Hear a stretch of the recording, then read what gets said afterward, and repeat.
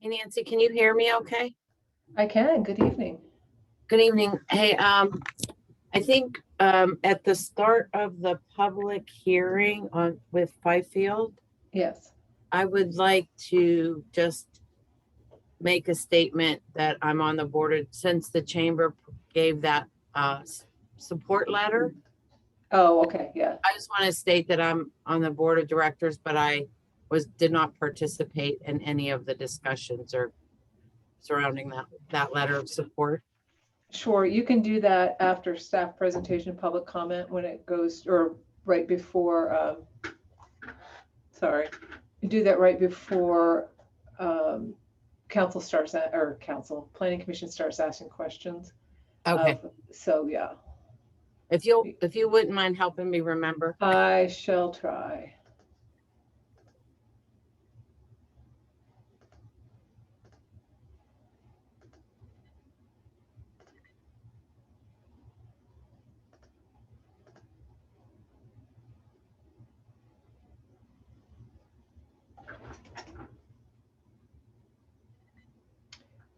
And I'm seeing somebody showing up as public comment. Could you identify yourself, please? Hey, Nancy, it's Zeke. Oh, that's helpful to know. Okay, I will promote you. Thank you. I was wondering if that was you. Okay, you're already in the meeting, so you should be good. Sweet.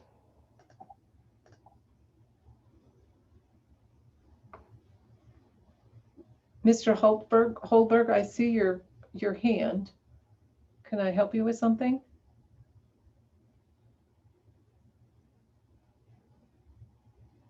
Kurt Holberg? Can I help you with something? I see your hand. If you're here for the public hearing, that will start at 7 o'clock, just so you're aware.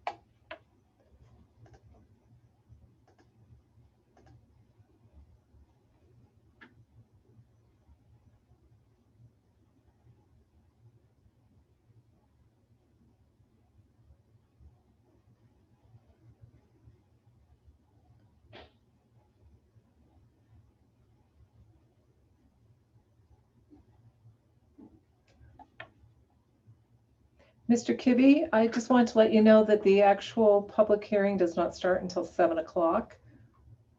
You're free to sit through our steering committee meeting if you wish, but just so you know. Okay, I'll log back in later, I think. Okay, thank you. Sorry for that confusion.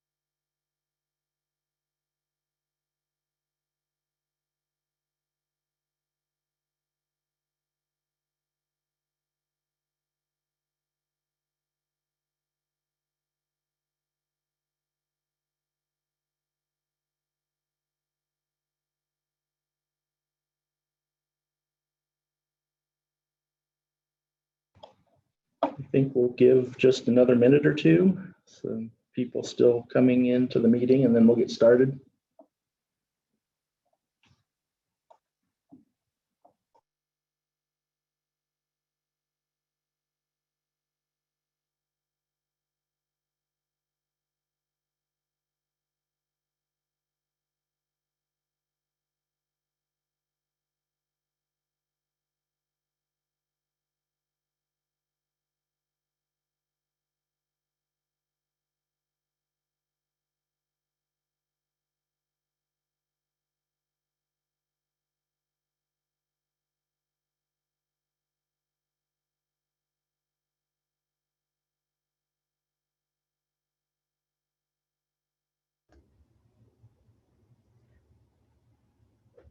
Mr. Pitzer, I would just, this is Nancy with Community Development. I would just let you know that the public hearing for your case starts at 7 p.m. You're happy to listen to our steering committee meeting, but if you'd like, you can just rejoin us at 7 p.m. Oh, will do. Perfect. Thank you so much. You're welcome.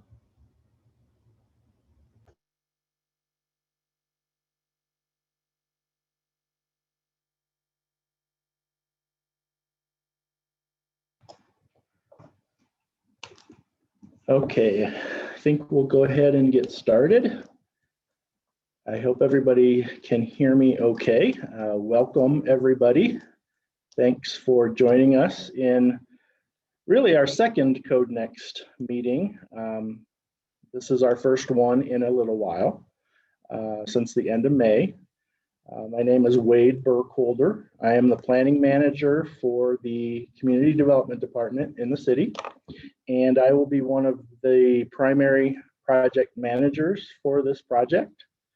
And we'll talk a little bit more about the format here in a little bit. But I wanted to, since we're all virtual and we'll continue to be virtual for, we don't know how long, we wanted to go ahead and do some introductions tonight so we all can become a little more familiar with each other. Maybe just give a sentence or two background and particular interests you all may have.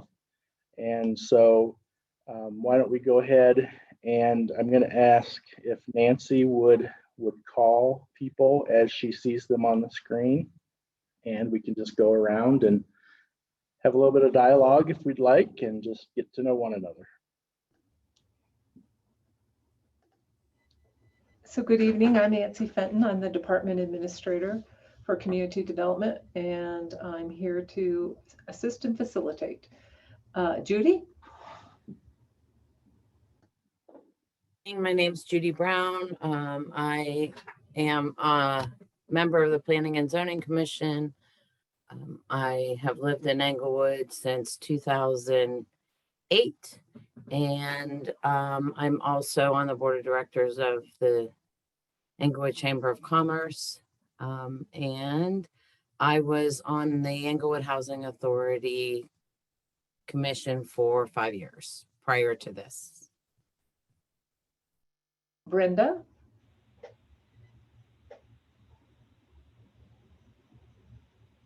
Can you hear me all right? We can. Good, good. I'm Brenda Hupka. I've been a resident of Englewood since 2000. My family's been in Englewood for many generations. I formerly was I'm on the Planning and Zoning Committee. I'm also on the Organized Trash Committee, and I was formerly on the Arts Committee. And that's it, I guess. Andy? I'm Andy Taylor. I've lived in Englewood since 2014, and I serve on the Board of Appeals and Adjustment, and I have for, I think, the last 5 years. And I work as a regional planner with lots of different local governments in my day job. And Michelle? Hello, my name's Michelle Austin. I'm a Denver native. I've lived the majority of my life, if not in Englewood, very nearby. I remember the Englewood Library when it was down on Bannock Street. That's how long ago I remember. I have held many hats over the course of my careers, including owning a liquor store and things like that, but mainly managing commercial real estate. And I only serve on the Planning and Zoning Commission, and I'm currently serving as chair. Christine? Hi, Christine Brinker. I've lived here about a decade. I absolutely love it here. Like Michelle, I'm a Denver native too. For my day job, I work on building codes and energy efficiency, which I also love. And for tonight only, I'll have to duck out a little bit early because tonight's the night when a bunch of different neighborhoods are having block parties. That was encouraged by the city. And so there is one on my block and I organized it. So I kind of have to make an appearance. Very good. Carl?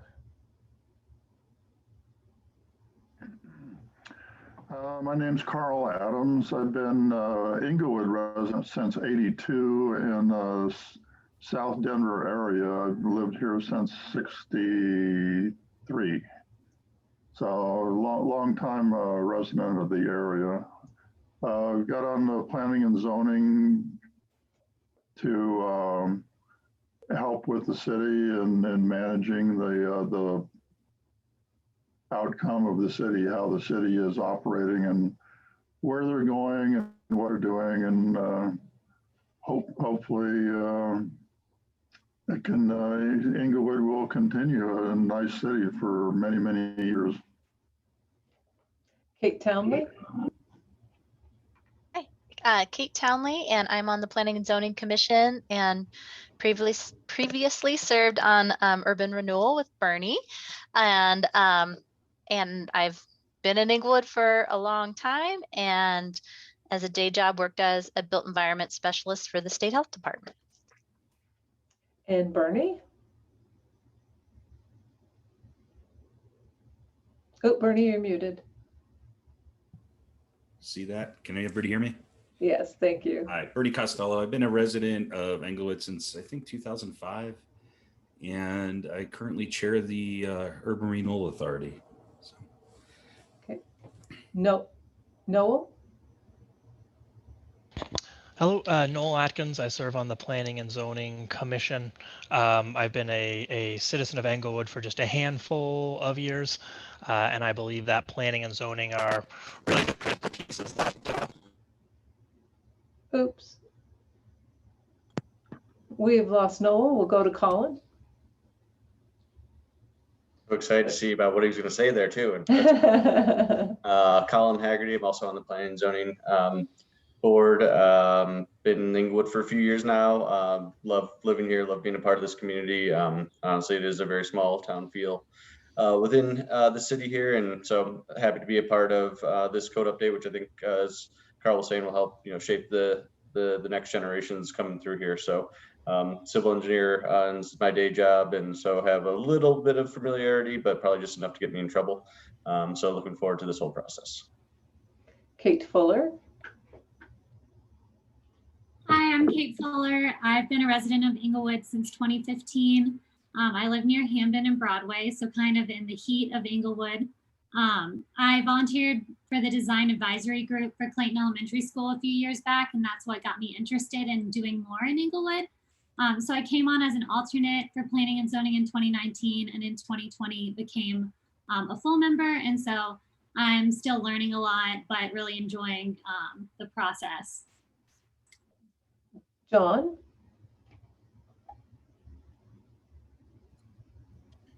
Hi, I'm John Voberil. I'm a senior planner, and I've been with the Community Development Department for 20 years, and I've been an Inglewood resident for 10 years. Brooke? Hi, I'm Brooke Bell. I'm a planner. I'm a senior planner with Community Development, and I'll be part of this process. My video is not working. I'm at home, and sometimes Zoom wants to update, and I guess I haven't done that properly, but looking forward to working with you all. And we have Noel back. Did you want to finish, Noel? Because you kind of broke out and we lost you. It's best you just assume that it was something very smart and funny and intelligent. Exactly. We did, actually. Okay. Will Charles. Hey, I'm a planner 2 with the Community Development Department. I've been with the city about a hair under 4 years. Yeah. Okay, Suzanne? There she Hi, is. everyone. Suzanne Dirksen. My husband and I purchased our home from the city of Inglewood in May 2013. I am Judy's neighbor. I think I live in closest proximity to you, Judy. And I've served on the Budget Advisory Committee since 2017. Okay, Eric?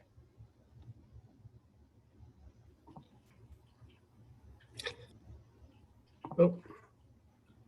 I'm Eric Sampson, Planner 2 with the City of Inglewood. I've been with the city about 3.5 years, and I've been a Colorado resident for 8.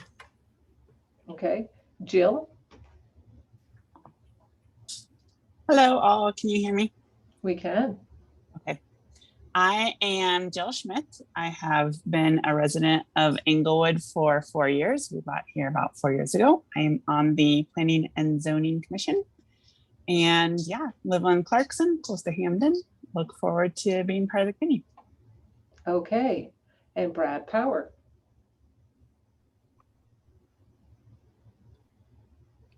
Oh, sorry. Good evening, everybody. I'm Brad Power. I'm the director of the Community Development Department, and I'm really pleased to see everybody this evening and as you start your work. You can tell our entire planning team is part of this process, so they'll be supporting your work throughout the course of the of your tenure with us. We're really looking forward to doing this. We hope you are as well, because this really has the ability to influence at least a generation of the physical form of Inglewood coming up in the future. So we're very excited to be part of this process with you. Really want to thank you for your time in advance. I know it's a lot to take on. We're all very busy. You're all very busy. And we really sincerely appreciate the effort that you will provide to us over the course of the next several months. So welcome again, and we're really looking forward to working with all of you. So thanks. And I've been with the city for about 5.5 years. That is everyone. So thank you very much. Yeah, thank you, Nancy. And yes, thank you, everybody, for that. I think we have a tremendous group here with a lot of experience, both with their knowledge and residency in Inglewood for as many years, but we have really good knowledge about a lot of boards and commissions with the city, as well as working with the actual Unified Development Code, which is, of course, the code that we are undertaking this task to rewrite.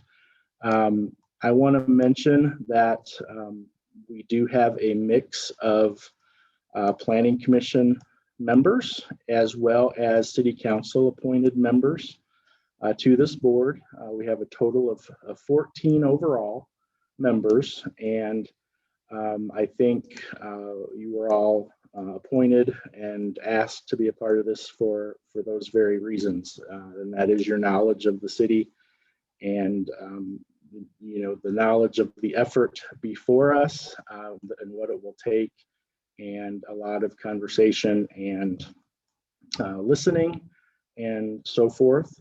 If you remember back to the end of May, this group interviewed 2 consulting firms, and the unanimous decision of that the interview process was to proceed forward with Gould Evans out of the Kansas City metro area. They are unfortunately not here tonight, but they will also be very much a part of this committee going forward and the work that we all do together. So the format of this will be, we are scheduled on the regular meeting nights for the Planning and Zoning Committee, which their regular meeting begins at 7 o'clock. So tonight, for example, we will meet from 6 to 7 in this format. And then the Planning and Zoning Commission will formally open their regular meeting. So those that are not on the Planning and Zoning Commission are more than welcome to stay and listen to the regular Planning and Zoning Commission meeting, or you're free to go on about your evening as well. It's however you would like to handle that. That's totally up to you. So the night that there is not an agenda item or any business for the Planning and Zoning Commission to meet on, this group can spend more than an hour talking about things. So if we didn't have a public hearing tonight, this meeting might have gone from like 6 to 8 or something like that, and we would have had a little more time to talk about some of the topics that we're going to need to talk about as we go through this process. So that's what the format of the meeting is. So it will vary generally, but generally we will plan to meet twice a month, sometimes an hour, sometimes longer. So any questions from anybody so far on that format or anything else? I have a question. Sure. So will the UDC steering committee be meeting the first and third Tuesday of the month at 7 p.m. as outlined in the call for applications and in our interviews with council? If the Planning and Zoning Commission does not have any business items, yes, we will. But tonight, since we do have a business item on the agenda, we had the option of meeting at 6 o'clock or after the Planning and Zoning Commission meeting, probably at 9 o'clock. So we went for the earlier, so people weren't as tired as we go on later in the evening. Sometimes we may not necessarily feel that we need to have a steering committee meeting on the first and third. I think we would steer away from that decision though and try to meet as much as we can given the amount of information we need to get through. But if there's no Planning and Zoning Commission meeting, yes, we will meet at 7. And so for planning purposes, does that mean sometimes we'll meet at 6 o'clock and sometimes we'll meet at 7 o'clock? Correct. Or we can choose to meet after the Planning and Zoning Commission holds their regular meeting, which may be 9 o'clock. So that's sort of a question for the group. If we'd like to keep this schedule 6 o'clock, or if we want to do it after the meetings. On nights, there is an agenda. Wait, if I can jump in. Sure. I would be okay if we just always did 6 o'clock if we want to say that, even if we don't have something going on at 7, just for consistency's purpose. Okay. I would be fine with that.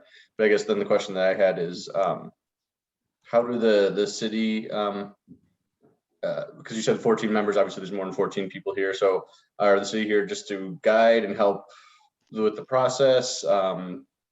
Maybe just explain that after maybe we decide on the other part too. Absolutely, sure. So is everybody comfortable at just saying 6 o'clock on the first and third Tuesdays?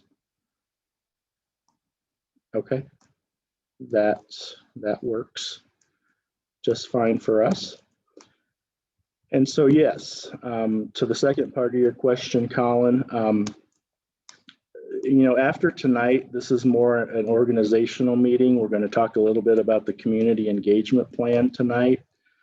But last summer, the city embarked on the assessment project for the Unified Development Code, which went from approximately July to March of 2021. So the main topics that we're going to be spending a lot of time with are highlighted in there, and they included affordable housing. They included sustainable energy, walkability. They included parking regulations, and 2 others I'm not recalling right off the top. But there were 5 items that were ranked highest in terms of the community's input that we heard, and 5 of those items will be what we spend a good deal of our time talking about. We are also going to get into a lot of other areas of the code as well. Things like definitions. Our definitions in the code need a lot of review, revision, and just overall general discussion. Home occupations is another area that we've heard a lot about. What constitutes a home occupation? Oh, how could I forget? Neighborhood preservation and bulk plane standards is also a big topic we're going to be talking about through this process. So what we're going to do is we're going to essentially, provide you with a lot of reading materials on each of these topics. We're going to, work on finding alternatives, different approaches to addressing each one of these issues, and talking through each one to see what one works the best in Englewood. So, for the affordability issue and workforce housing, there's continuing to be a lot of discussion about accessory dwelling units. We have an ordinance in place right now that's fairly restrictive according to a lot of opinions, and that was done, I think, to start slow. But as we've gone through the process, about a year and a half later, we've only had 1 accessory dwelling unit constructed based off that ordinance. So, that's going to be a discussion we're going to have. Do we open it up to more zoning districts, more areas of the community? Right now, they have to be detached units. Would we consider allowing an attached accessory dwelling unit in certain situations? So, we're going to have to do our research, figure out some alternatives and best practices and best approaches for Englewood on all of these topics. So, some things are going to take us many meetings to work through. Others might not be so lengthy of a discussion for us, but that's sort of already broken out somewhat in the assessment report that we did last summer as to what the high level topics are for us to discuss. And then we will, in the end, come out of this group with some recommendations for public hearings before the Planning and Zoning Commission and City Council.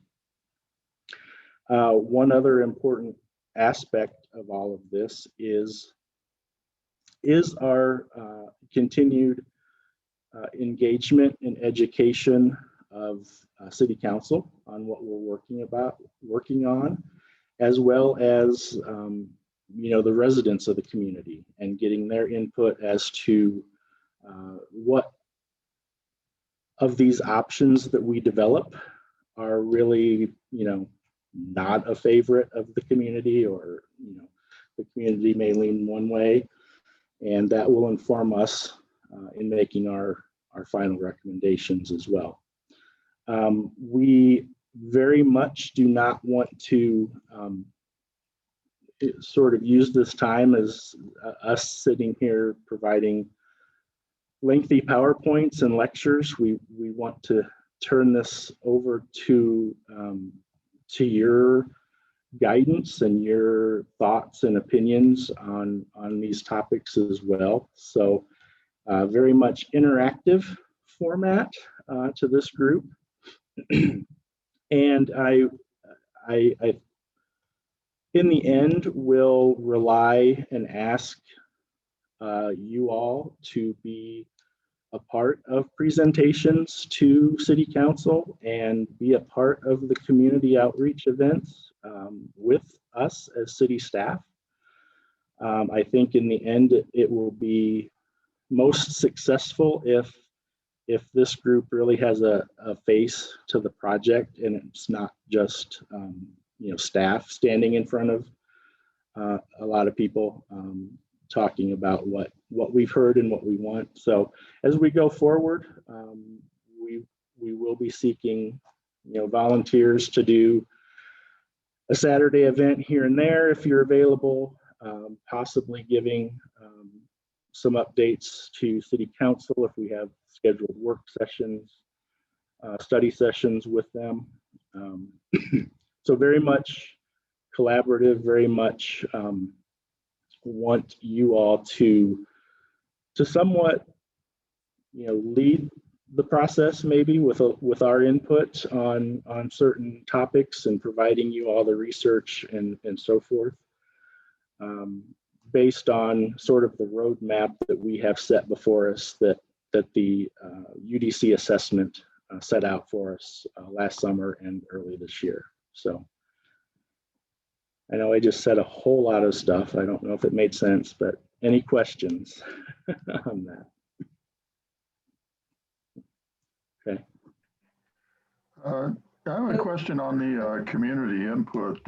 Is that what's been gathered already, or is it more to come? Well, and I how, had, yeah, how will that thanks. happen? Thanks, Carl. Yeah, I had sent you an email with several communities' engagement plans just for you to start looking at and looking for ideas. The city of Englewood has its own community engagement plan that we will use extensively.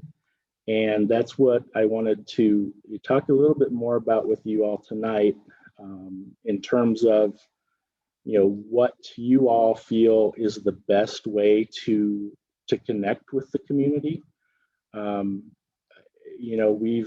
We've learned a lot from past projects that it's more successful if we go out into the community and not have meetings here at City Hall, and again, just not in a kind of lecture format. We want things to be interactive, and we get better feedback and participation when there's a little more involvement for people to come and talk, and just for us to listen. We get a lot out of that sort of format. So we are essentially open to ideas. We will obviously have our social media accounts providing updates and so forth. We do have articles that have already run in the Citizen magazine. We will continue to do that sort of outreach. But when it comes to, how do we reach the aging population? In this time with COVID and things starting to maybe ramp back up, we aren't necessarily permitted to go into assisted living facilities or those sorts of facilities to have face-to-face conversations. So it presents a little bit of an issue how we can reach those populations the most effectively. Would we be able to go to the Malley Center for that type of input? If I could interject, Judy's had her hand up. If we could go to her first, please. Okay, thank you.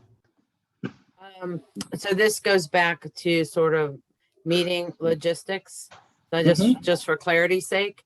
So Wade, you'll be running the meetings essentially, and will you be distributing the agenda sort of at the same time that we get our P&Z packets-ish? Yes, Okay. They are intended to go out at the same time, yes. Okay. So you'll be setting the agenda though for us, or through a discussion with us, but then you'll take care of making sure all of that happens. Absolutely. Okay. Thank Absolutely. Okay, Carl, back to you. I had an idea about maybe having a meeting at Malley Center to get the senior side of the thing, but Another point is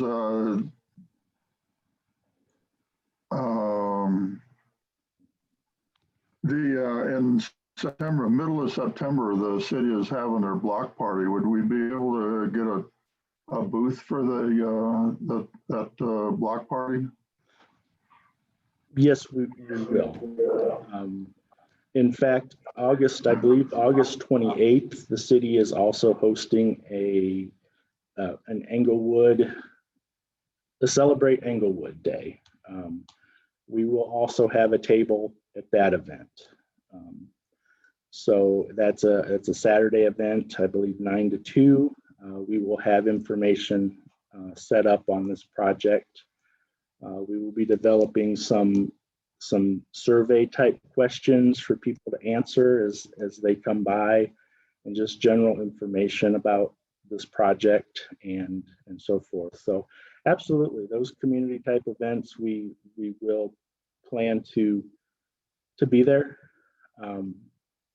And of course, the Malley Center, yes, we can absolutely go to the Malley Center, presuming that there's not any shutdowns or anything like that due to the current situation with COVID and whatnot. So those are excellent ways to get information.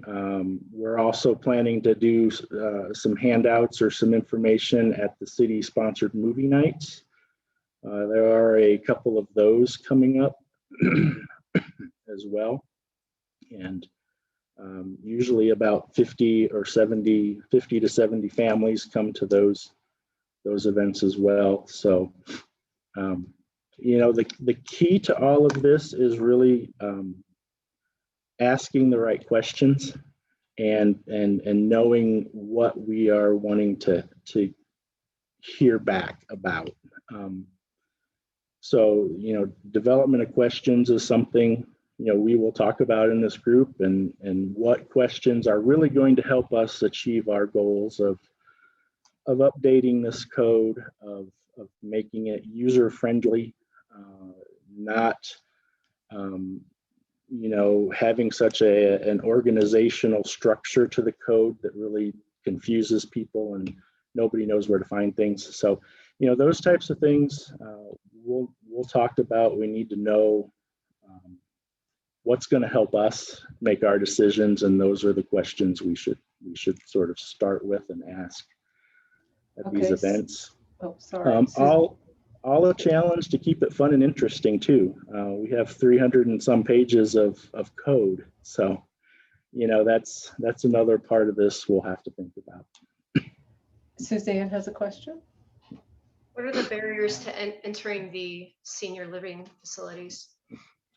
We can work with those facility managers so long as there's not a health concern. They would have been willing to let us come in during the assessment, but again, that was during a heightened COVID time. So, thinking about going and visiting them is going to be more effective than sending a survey that they're not possibly going to be really interested in taking or understanding or something like that. So, but it's COVID, it's not some regulatory concern. No, correct. As long as there's not a health concern, we're happy to go talk with them. So, I have one more meeting logistics things. One of the reasons why I wanted so desperately to meet in person is this is tedious, trying to raise our hands and get questions answered in a timely manner. So if you could help me understand the best way to do that, I'm happy to interrupt and try and keep track of who has their hand up. Nancy, I don't know if you're going to be here every single time we meet. I will be. Oh, you will. Okay. Then never mind. I'll rely on Nancy to interrupt people. You're fine. That's Wade's and the committee's call how you want to run the meeting.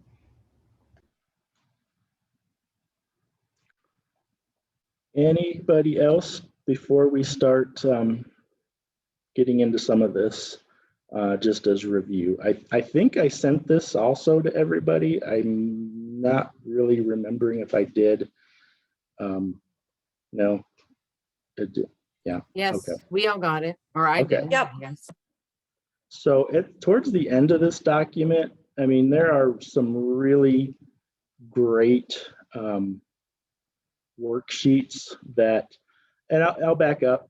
This is currently what Gould Evans is starting. So they are starting to put together a communications engagement plan for us to use through this project. So what we wanted to do tonight is just, hear any additional input you all might have so we can include that in the final document.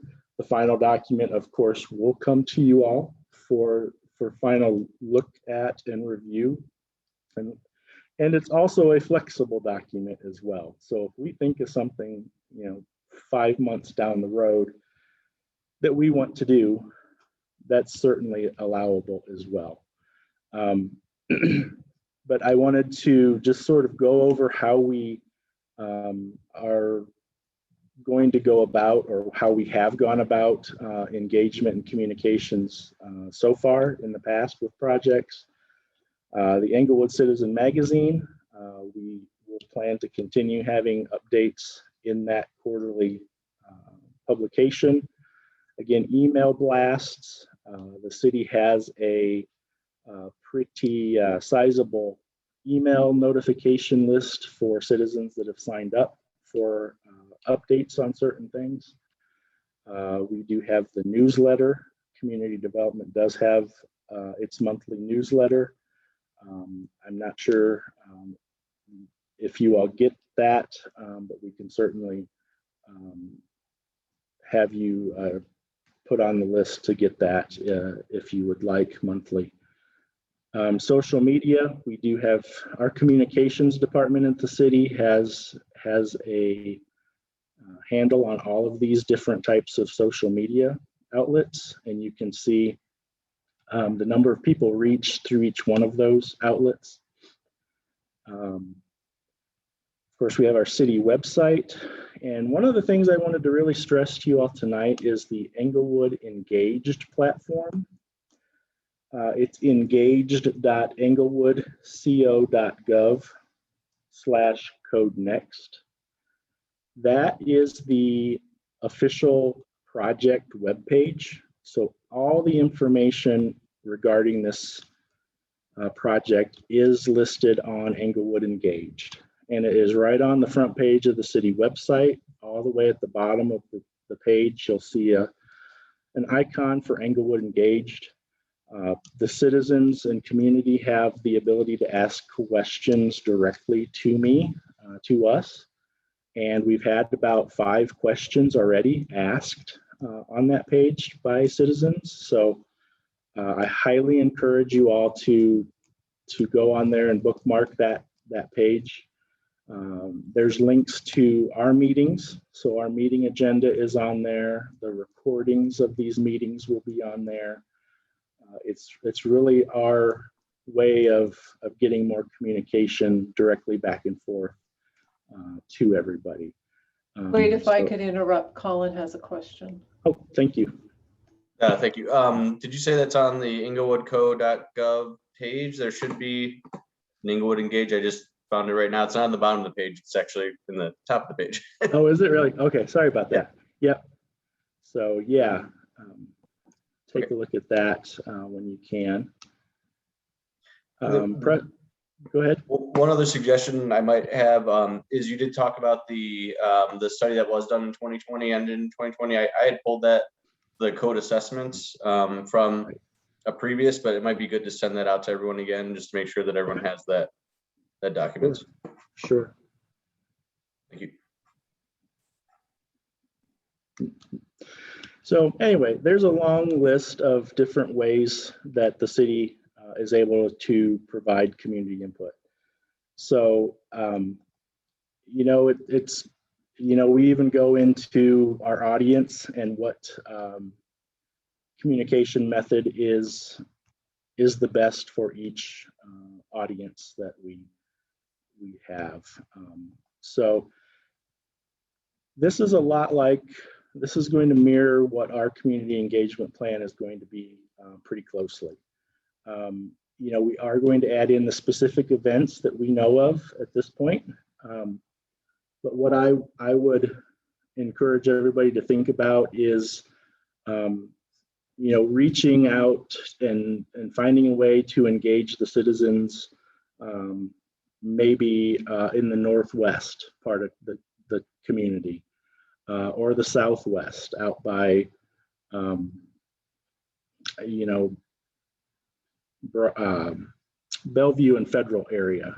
You know, that's still part of the city of Englewood that we don't always hear a whole lot from. And we just want to have this be as widespread as we can and have as many people comment as we can. The end product will be more successful the more people that we can reach, in our opinion. So we don't need to, you know, spend a whole lot of time going through, you know, what is the legally required level of public participation. You know, we don't necessarily need to get into that depth here. We will have some of this for you all to look at, like I said, as we get our engagement plan up and ready. But it's a really good document that I think is beneficial for everybody to take a look at. And you can always shoot me an email at any point. You don't have to wait for these meetings at all to ask questions or provide feedback or anything like that. So that being said, I want to ask a question of you all once again.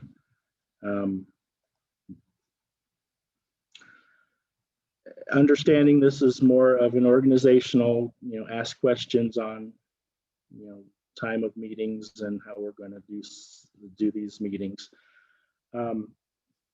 What, I guess, topic do you want to start researching a little bit more?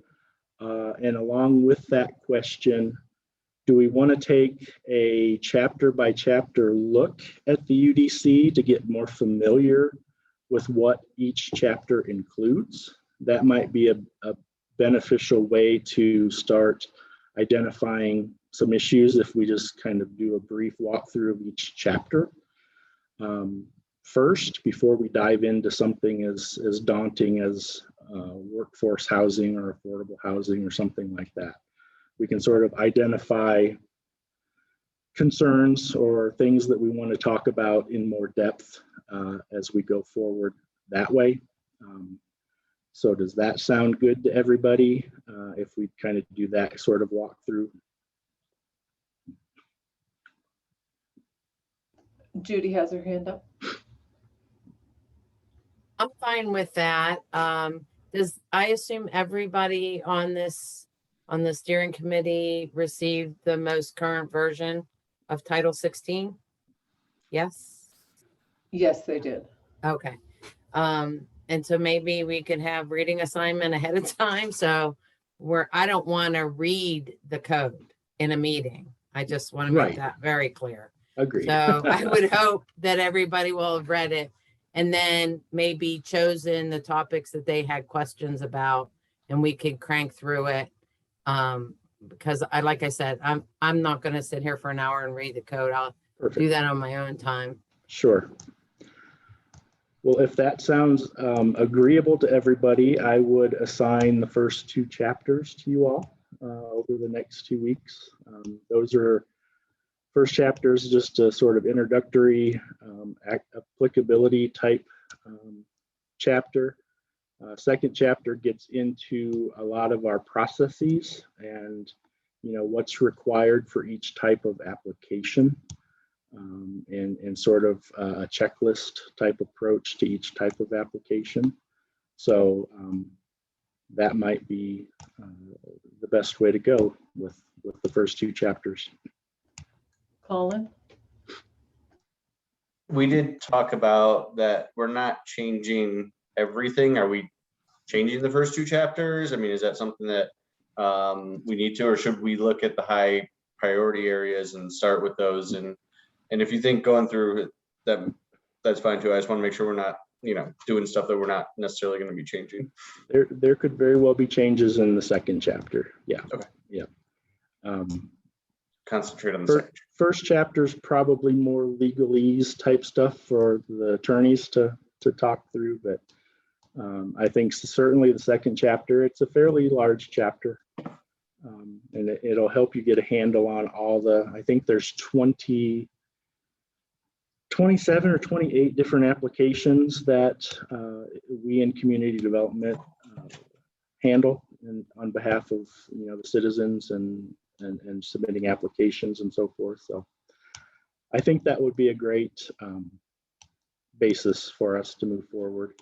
And Wade, it's Brooke Bell here. I just wanted to add one thing in, and correct me if I'm wrong, Wade. It very well could be that once the code is rewritten, that it doesn't have our current 11 chapters, that it could be sort of revamped and things put in different chapters. Although it's probably a good idea to go through our chapters in their present order and alignment, but then we'll and our consultants will certainly have a lot to say about this, but it may look like something different in the end that we hope to be an improvement. But it's still logical to go through it. And Wade, I agree with you. Chapter one doesn't have much. Chapter two is process, and so that's obviously a great place to start. Yep. Michelle? Oh, I just wanted to say that I've got my book in front of me, and 1 and 2 would be about 63 pages. So for everyone's planning purposes, that's what chapters 1 and 2 requires. And I'll just add one more thing. In the code, it's often very good to look at charts. So for instance, in chapter 2, there's a chart showing the different sort of processes and responsibilities of different boards and commissions and city council. And so I don't think you need to think of it as necessarily a 63 page assignment. I think skim what looks like a lot of legalese and then focus in on what you find to be a little bit more meaty. And Judy? So this is a sort of, since this is not, I want to understand, this is not the same as our restrictions in planning and zoning as a quasi judicial board. Is it okay for us to meet with other members of this committee talking only about this, not about any of the stuff? We know our rules for public hearings and stuff before the board. But since this at one point may be a public hearing, are we clear if I wanted to meet with 3 people here to talk about something outside of this? Do we have restrictions associated with that? I don't want to break any rules about public meeting stuff. So how is this steering committee held to that kind of stuff? I just want to make sure I don't cross off into anything unacceptable. Judy, would you be okay if I checked with the city attorney's office and email everyone the answer to that question? That would be lovely. Thank you. Okay, I'll do that. Thank you.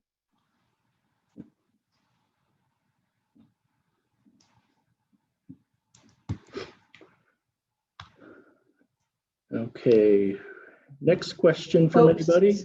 Yep, Kate Townley, sorry, I looked Perfect. down and her hand came up. Thanks.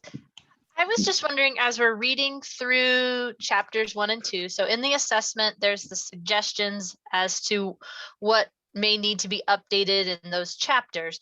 But then we also have the 5 priority areas. I think it's 5. Right. Do you have suggestions on how to kind of crosswalk that as we're reading through those chapters? I would take notes as you go along and highlight an area that you know, one of those 5 areas could fit into a little more. You know, one of the things we're going to be looking at is you know, how this code works, how it can be modernized. You know, that may include things like providing web links or certain things to go to other illustrations or things like that. So if you all see something that might be better to, you know, click a link and it goes to a regulation or something like that, instead of actually putting that picture or graphic in the code, you know, I think there could be a lot in chapter 2 that would help with the modernization of the code. You know, if there's something in there that could speak towards walkability standards, you know, I would highlight that and sort of, you know, review your top 5 from the assessment and just keep that always in your mind and make notes as we walk through each chapter that this is something that would affect one of those 5, or we could do this differently and have a better outcome for walkability and that sort of thing. So that's my suggestion.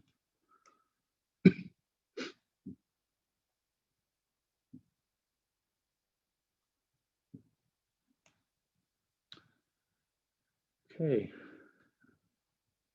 Good, bad, running for the hills. How's everybody feeling? Have an assignment now. We do. You know, this is, you know, it's going to be a lengthy process. Going to have some difficult conversations. So I think we just need to keep that in mind, be respectful, and listen to everybody's thoughts and comments. And in the end, I'm very confident in this group that we can reach a really good outcome that will implement a lot of the city's new strategic plan goals with city council and so forth, and make the community a better place. You all know that the code hasn't really been comprehensively looked at since 2004. A lot has changed, obviously, in that time frame. So looking for best practices. And if you all have and come across articles and information that you want to share, please send that to me. I will work with Nancy to set up some type of library on Engaged Englewood, and you know, we can all go there and read the articles as we want to share them. So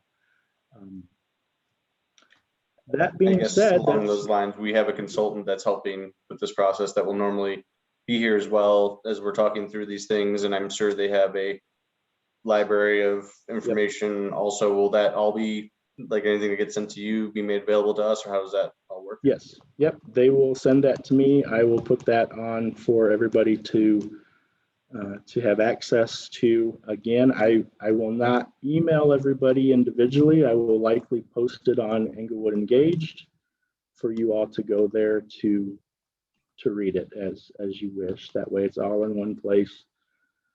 Does that go to the public though, or is that just for? It is a public area, so the public can also read what we post. Again, I would assume they would have some information that they might not want to be fully public facing at these times. Is there going to be a separate mechanism to share information that we can utilize? Yeah, once we get in with the working document and so forth, that won't necessarily be public at the very beginning, but articles, I think, a big part of this is educating us as well as the community. So there's bound to be articles we might share that everybody doesn't agree with, but I think when we're coming up with those alternative approaches, it's important to hear all sides and all information.